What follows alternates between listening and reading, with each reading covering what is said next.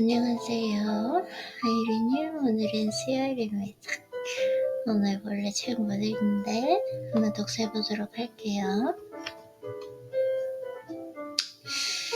자, 조화는 대법칙의 한 단계이며, 그쵸?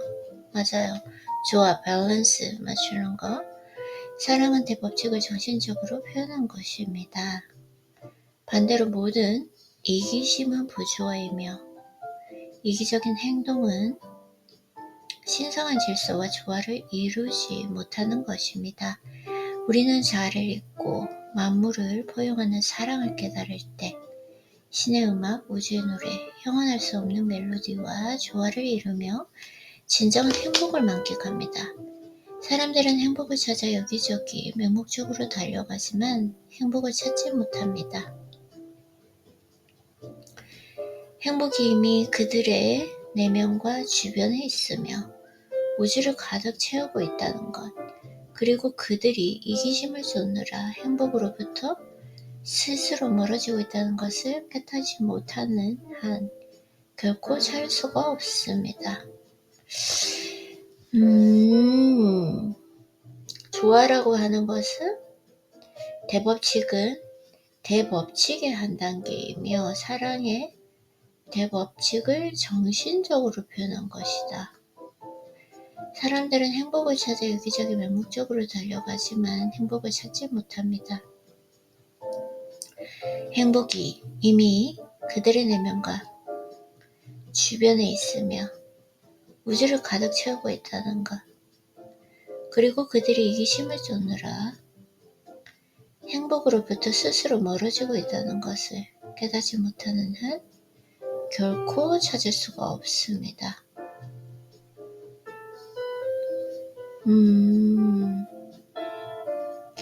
행복을 잡으려고 우뚝 솟은 참나무와 흔들리는 담쟁이 덩굴을 지나 따라간다.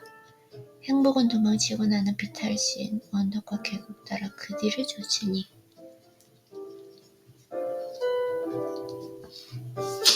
보랏빛 계곡의 들판과 초원이 펼쳐진 가운데 나는 세찬 시냇물을 지나 빠르게 달리고 독수리가 포효하는 아찔한 절벽을 기어오르고 모든 육지와 바다를 재빨리 횡단했다.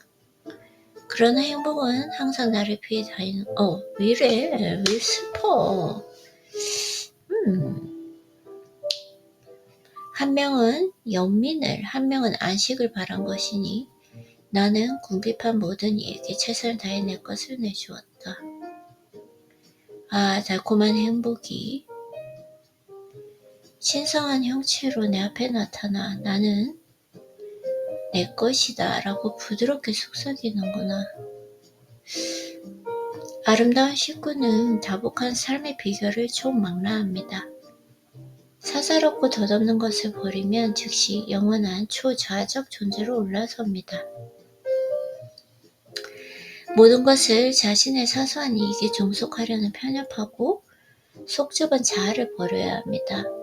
그러면 천사들과 어깨를 나란히 하고 보편적 사랑과 핵심과 본질의 세계로 들어갈 것입니다. 자신을 완전히 잊은 만큼 다른 사람의 슬픔을 이해하고 그들에게 봉사하는 데 전념하십시오. 그러면 신성한 행복을 느끼고 모든 슬픔과 고통에서 자유로워질 것이다. 첫째로 선한 생각을 품고, 둘째로 남에게 선한 말을 하며, 셋째로 선한 행동을 실천했더니 천국에 들어갔다.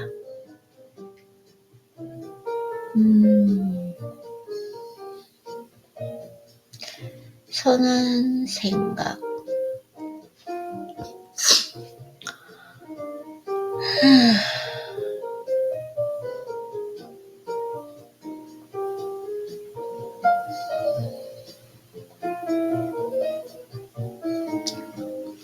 이와 같은 길을 걷는다면 누구나 천국에 들어갈 수 있습니다. 천국은 저승이 아닌 이승에 있습니다. 그리고 이타적인 사람만이 천국을 인식할 수 있습니다.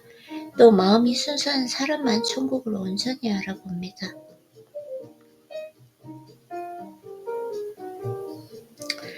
당신이 무한한 행복을 아직 깨닫지 못했다면 이타적 사랑이라는 순간 이성을 품고 열망함으로써 그 첫 단추를 끼울 수 있을 것입니다.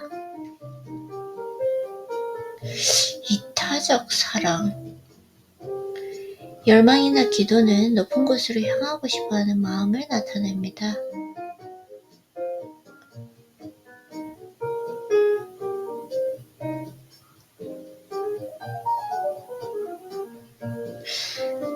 열망이나 기도는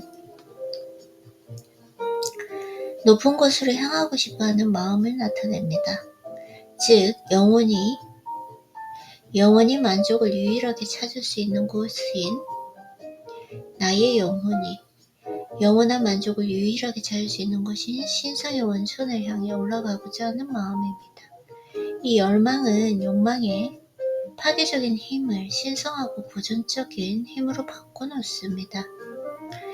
열망이라고 하는 것은 욕망의 족쇄를 떨쳐 내려는 노력입니다.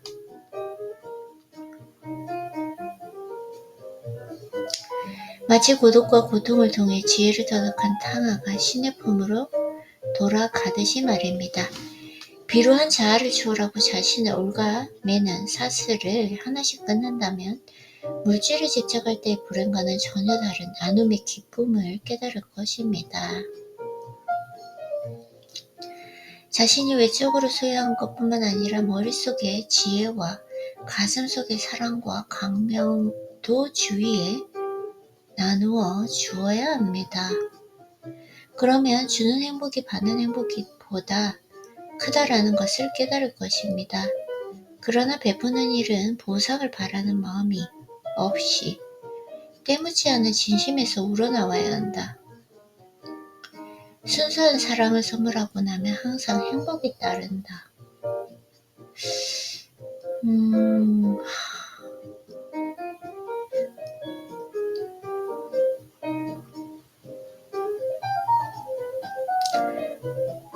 주는 행복이 받는 행복보다 크다라는 것을 깨달을 것입니다. 그러나 베푸는 일은 보상을 바라는 마음 없이 때묻지 않은 진심에서 우러나와야 한다. 순수한 사랑을 선물하고 나면 항상 행복이 따른다. 자신의 호의와 감사 인사나 칭찬을 듣지 못하거나 자기 이름이 신문에 실리지 않았다는 이유로 무룩해지는 사람이 있다면 그의 호의는 사랑이 아닌 허영 그리고 대가를 바라는 기대에서 비롯한 것이다. 이는 사실상 주어도 준 것이 아닌 그저 자기 욕심을 채우는 행위다. 내가 이것에 대해서 한번 생각해 봐야 될 것 같아요. 그치? 줄 때 약간 좀 이런 마음이 항상 있는 것 같아요. 다른 사람의 행복에 온 마음을 바쳐라. 만사에 있어서 자아를 잊어버려라. 이건 아닌 것 같은데? 이것이 다복한 삶의 비결입니다. 항상 이기심이 되살아나지 않도록 경계하고 내면에 자기 희생이라는 희생? 오늘은 좀 그리하여 빛나는 불멸의 옷을 입고 최고의 행복에 올라 결코 퇴색되지 않는 찬란한 우주적 기쁨에 머무를 수 있을 것이다. 변치 않는 행복을 찾는가? 하루도 슬프게 보내지 않고 생동한 기쁨을 바라는가? 사랑과 생명, 평화가 시냇물처럼 흘러넘치길 갈망하는가? 그렇다면 모든 어두운 욕망을 떠나보내고 이기적인 목표를 그만 추구하라. 슬픔이 떠나지 않는 고통과 쓰라린 비탈의 길에서 서성거리는가? 공연한 방황으로 지친 발을 더욱 아프게 하고 있지 않은가? 눈물과 슬픔이 그치는 안식처를 애타게 원하는가? 그렇다면 이기심을 버리고 마음의 평화를 찾으라. 너무 좋지 않나요? 와우. 저 이게 너무 좋아.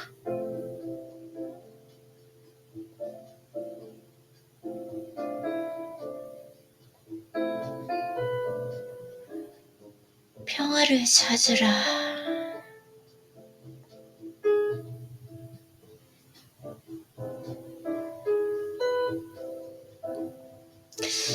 이게 이렇게 어려운 거니.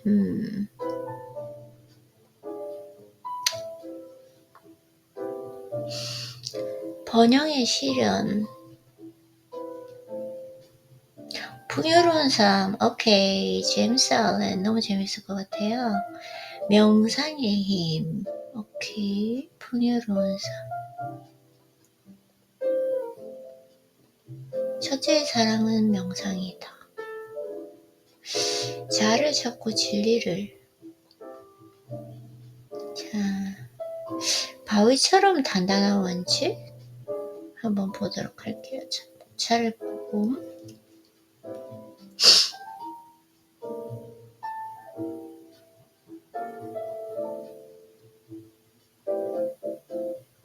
자기 신뢰, 진실성, 자기 신뢰, 확실한 법을 얻는 유일한 방법은 뭐죠?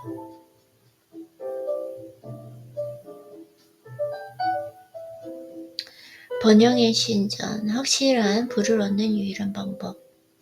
만약 당신이 돈벌이, 사업거래, 각종 사업의 손익, 가격, 시장, 합의, 계약, 그 외 성공으로 가기 위한 세부적 정보를 얻기 위해 이 책을 읽었다면 이런 세부 지침이 이 책에 전혀 나오지 않는다는 것을 알게 될 것입니다.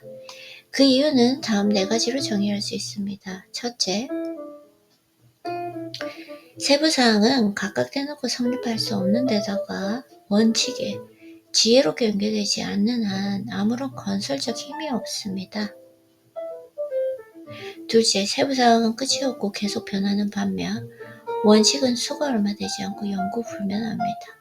셋째, 원칙은 모든 세부사항을 응집해 이들을 규율하고 조화시킵니다. 그러므로 올바른 원칙을 수립하는 것이 그 모든 하위 세부사항에도 옳은 일입니다. 넷째, 진리의 스승은 어떤 방향에서든 원칙을 엄격히 고수해야 하며 그 원칙에서 벗어나 수시로 변하는 사사롭고 개인적인 세부사항의 미궁에 빠져서는 안 됩니다. 세부사항은 특정 개인에게만 필요한 국소적 정의라면 원칙은 모든 사람에게 필요한 보편적 정의다. 이 책의 원칙을 이해하고 현명하게 실천할 수 있는 사람은 이 4가지 근거의 핵심에 도달할 수 있을 것입니다. 인간사에서 세부사항도 중요하지만 그것은 한 사람 혹은 특정 업계에 국한되어서 그 분야에 해당하지 않은 모든 사람은 관심을 두지 않습니다. 하지만 도덕적 원칙은 모든 사람에게 똑같습니다. 즉, 그것은 모든 조건과 모든 세부사항에 적용됩니다. 확고한 원칙을 따르는 사람은 수많은 세부사항으로 머리를 복잡하게 하고 괴로워할 필요가 없다. 모든 세부사항을 하나의 생각으로 추스르고 그 세부사항의 토대가 되는 원칙의 빛으로 조명을 비추기 때문입니다. 그래서 부딪힐 일도 불안해하거나 긴장할 일도 없이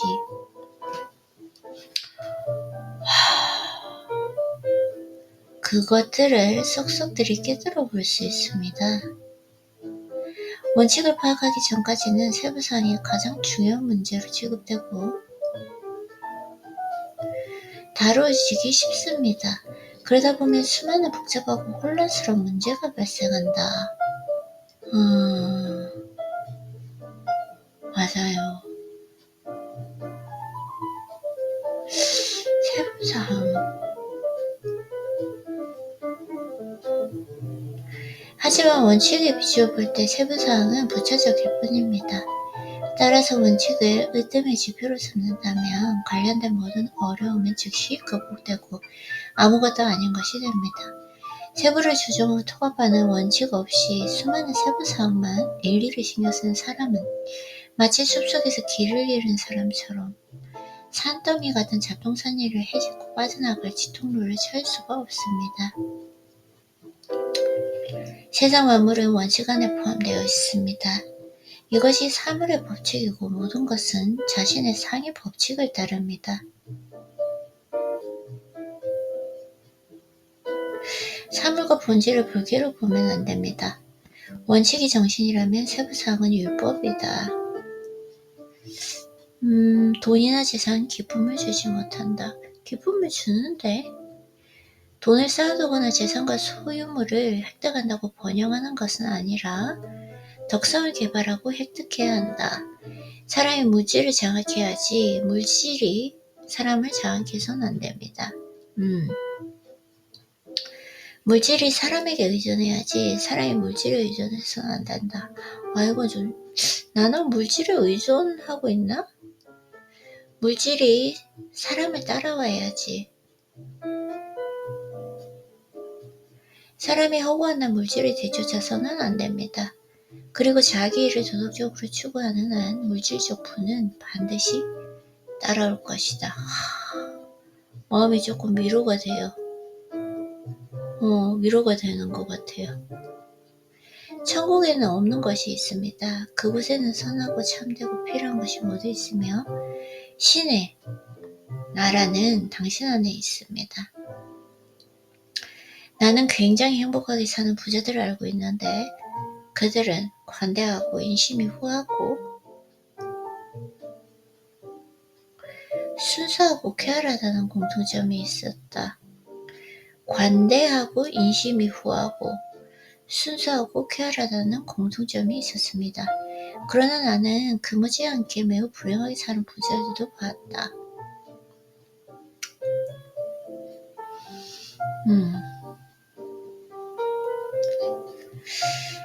관대하고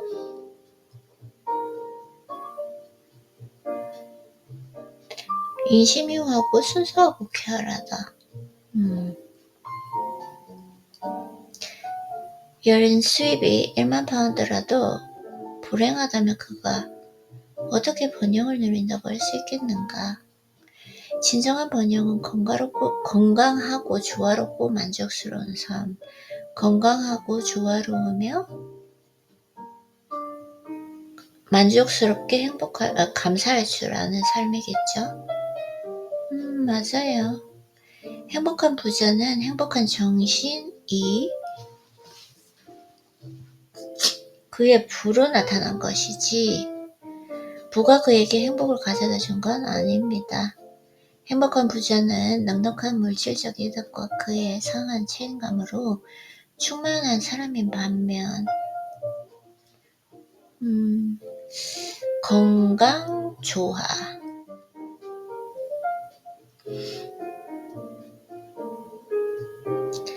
불행한 부자는 오직 내면에서만 피어 오를 수 있는 충만한 삶을 엉뚱하게 부의 축으로 잡는다. 따라서 번영은 도덕성 그리고 우리의 속세 생활과 때려야 될 수 없는 물질적 소유물을 정당하게 사용하고 누리기 위한 지혜로 기착된다. 외부로부터 자유로 오르면 먼저 내부에서 자유로워져야 합니다. 번영의 가시적 결과는 따로 떼놓고 생각할 것이 아니라 정신적, 도덕적 인간관계를 아울러 고려해야 합니다. 확실히 뿌리내린 모든 성공에는 숨은 기반이 있습니다. 성공이 지속되고 있다는 사실이 그 증거입니다. 번영을 뒷받침하는 그 기초는 오직 인격일 뿐, 그 외 다른 기초는 드넓은 우주를 다 둘러봐도 없습니다. 기초가 인격이다. 나의 인격이다. 그럼 결국은 인격으로 말하네요. 진정한 부는 복지, 후생, 안녕, 건적, 온전성, 행복에서 나옵니다. 도덕적인 사람은 언제나 축복과 행복이 가득하며 그의 삶은 전체적으로 볼 때 항상 성공적입니다. 도덕적인 사람은 일부에서 실패하더라도 인생 전체로 보면 건전하고 온전하며 완전한 성취를 이룰 것이기 때문입니다. 그리고 평안한 양심, 명예, 그 외 넉넉한 품성에서 절로 파생되는 온갖 축복을 누릴 것이다. 이렇게 도덕적으로 풍요롭지 않고서야 금전적인 부는 허허하고 불만족스러울 것이다. 에너지 자신의 가업을 완성하기 위해 애를 써 끊임없이 노력하도록 각성하는 힘입니다. 절약, 힘을 한 곳에 모으고 돈과 정신력을 소모하지 않는 것, 그중 정신력은 내면의 자본으로 특히 중요합니다. 무결함, 어떤 상황에서도 정직을 지키는가. 손익을 다하지 않고 모든 약속, 합의를 철저히 준수한다. 체계. 모든 세부사항을 질서 아래에 정렬하고 번잡한 것을 하나로 정리해. 불필요한 작업과 긴장으로 인한 기억과 마음의 과부하를 덜어준다. 공감 능력, 넓고 관대하고 온하고 부드러운 마음, 또한 너그럽고 자유롭고 친절한 마음, 진실성, 건전하고 온전하고 견고하고 진실한 마음. 따라서 공석과 사석에서 각각 태도가 달라지거나 남들 앞에서 좋은 일을 하고 남몰래 나쁜 일을 하는 법이 없다. 정의로움, 정의, 자기 주장만 해서 고집하지 않고 상대 입장도 공평하게 헤아린다. 자기 신뢰, 언제라도 잃을 수 있는 외적 소유물에 매달리는 대신 확고한 불굴의 원칙을 바탕으로 오직 자신의 힘만.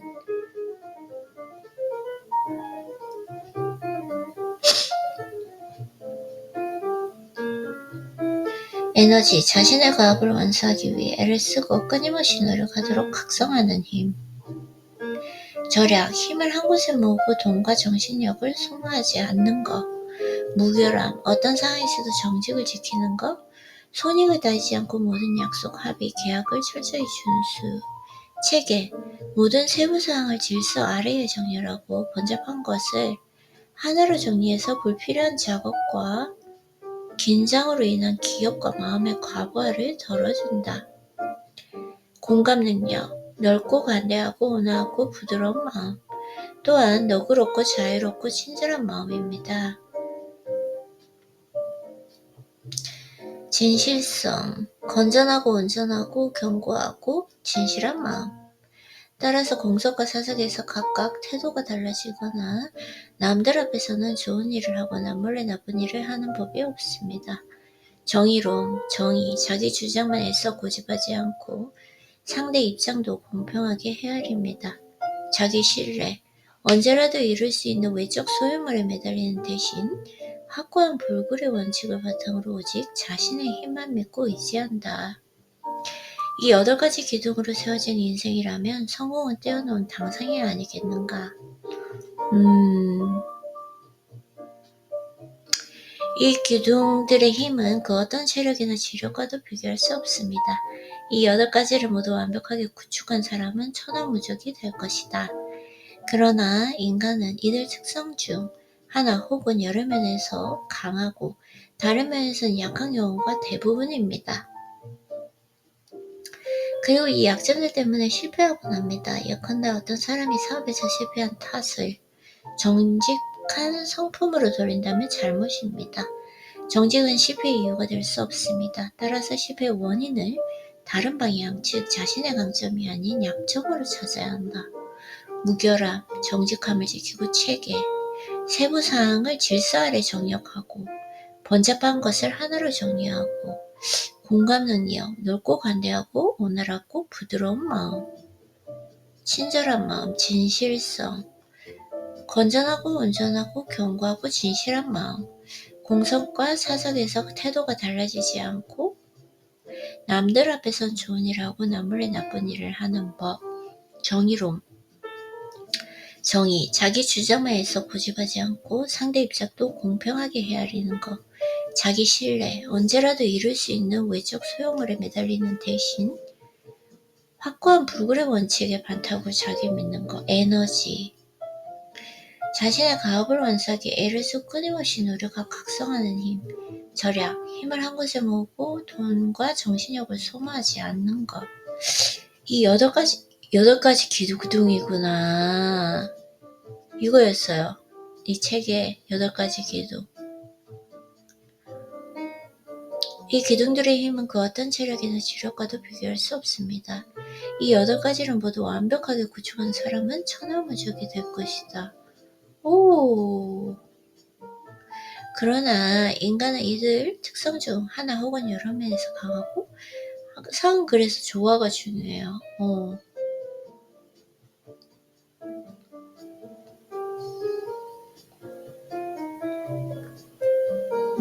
이건 한번 읽어봐야 될 것 같아요.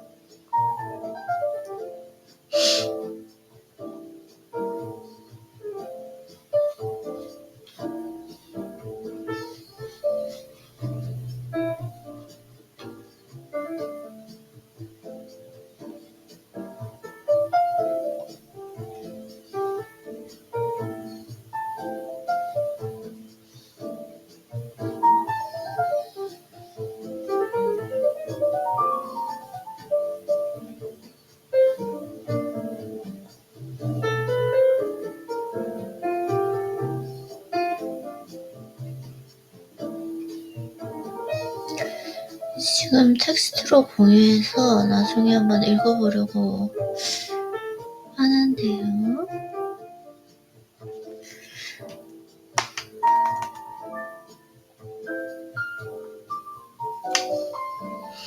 앞에 자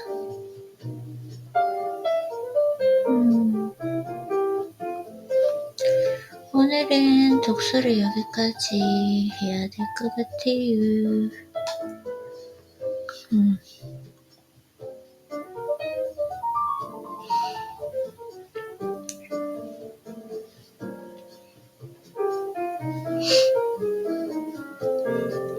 그러나 인간은 이들 특성 중 하나 혹은 여러 면에서 강하고 다른 면에서는 약한 경우가 대부분입니다. 그리고 이 약점들 때문에 실패하곤 하고요. 예컨대 어떤 사람이 사업에, 게다가 실패의 원인을 정직으로 돌리는 것은 성실하게 돌아가는 상업 세계에 대한 모욕이자 굽힐 것 없이 거래하는 수많은 상의에 대한 근거 없는 비난이다. 말하자면 그가 지은 신전은 기둥이 약한 모퉁이 쪽이 내려앉게 됩니다. 번영의 신전이 안전하게 세워지려면 앞에 나오는 4개 기둥이 반드시 잘 받쳐줘야 합니다. 예를 들어보면 어떤 사람이 처음 3가지 기둥에 강하고 4번째 기둥 체계가 빠져있다면 질서가 어그러져서 그 일은 혼란과 난장판이 될 것이다.